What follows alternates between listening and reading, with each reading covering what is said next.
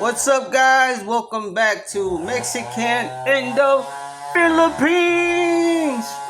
Before we get started, guys, back that like button. If y'all want to support, links in the bio for the GoFundMe or links. Y'all already know, guys. If y'all like the video, share, comment, super thanks. Let's go. We're gonna talk about the notorious, infamous skin tax. Are you white enough? It's about time I made a video on this topic. Yes, you will be charged extra because you are a foreigner. Dual pricing in the Philippines is a real thing. You will be charged extra because you're perceived to be rich, number one. Number two is the sense of entitlement Filipinos have about your money. They feel like they earn it, they deserve it, they want it, they need it. So they give you a higher price. Everything from everyday items to big ticket items in the Philippines will charge you extra. Let's see what others think of this situation with real examples in the Philippines. Okay, so I'm a very well traveled person and I've come across it so much in many countries, but honestly, it's genuinely something I haven't personally had issues with here. It came up in a previous post I made asking people for things they get frustrated with here. And as I've got no experience of it, I'm cautious to really go into it. And this piece that I'm writing, does anyone have any deeper, more personal insights to a time that stands out? I'm talking here of being blatantly taken advantage of, not just local trying to earn a few extra pesos on some vegetables. Maybe it's only a concern when it comes to big ticket items, perhaps legal fees or mysterious charges. This is what I always say, guys. Honesty, humbleness, and kindness comes a long way. You know, yes, this is very notorious, especially with tricycle drivers. You know, I always felt, if I get the honesty, and people are kind, then, when you can, why not help them out? But if you're coming, taxing more just because I'm not from here, maybe I'm not gonna know the rules, I'm not gonna know the fares, and you're trying to take advantage, I think that's wrong. All right, I really do think so. That inexplicably pop up. Maybe a builder quoted you double compared to your local neighbor, etc. Examples that make this a genuine issue for you, rather than just tourist tax that goes on everywhere in the world. Looking forward to hearing any insight about this topic. BR Cajun says, the trike drivers in some cities in the Philippines, when I let my girlfriend talk to the trike driver, we get local pricing. When I go to a trike myself, it was always 2 to 3 times, sometimes even 5 times what they charge locals. I had the money. That is true, guys.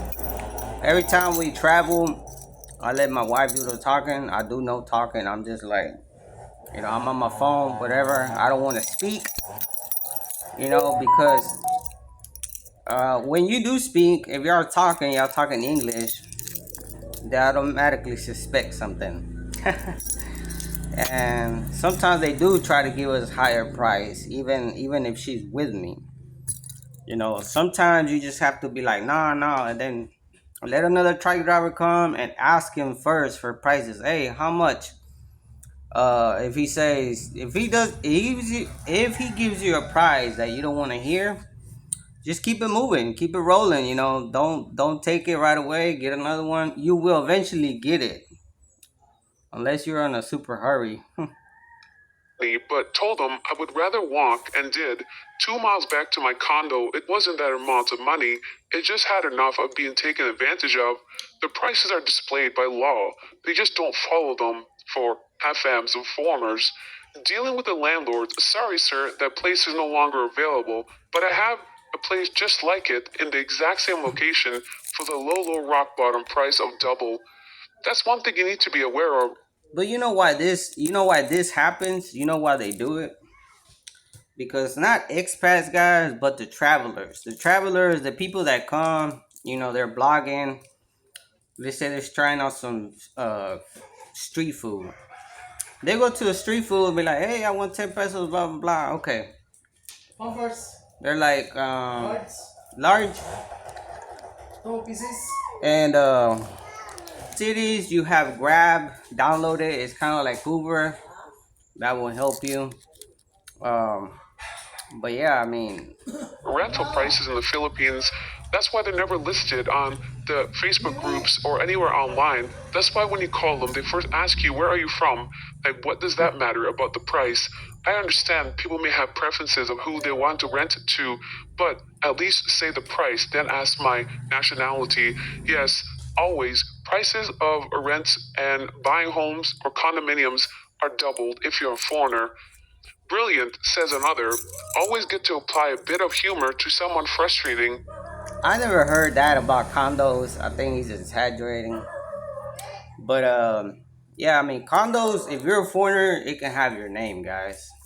Um, but yeah, what I would do first, if you're gonna buy a condo, send your wife in there first. Of course, she's not gonna make the sale by herself, especially if they never bought anything before. There's a lot of province people that never done that, so you need something. You need some kind of experience, blah blah blah. So yeah, but send her in there, for prices or stuff like that. Once you know a price, I mean, you could send her in there for negotiations as well, you know, because you might go the second time and they might not want to go lower. So Haha. Out of curiosity, when it comes to move out, do you find that this creates a spider's web of issues with trying to get your deposit back? Sudden and expensive cleaning fees, painting, perfectly clean walls, etc. It happens often. They do a check of the unit, and anything that you did not report initially, they will charge you for it, or at least attempt to.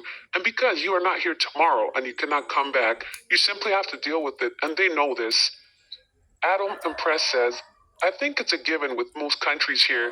If I'm with a foreign friend, I usually am the one who asks for the price, and I make a point of speaking Tagalog, including with bargaining, ensuring.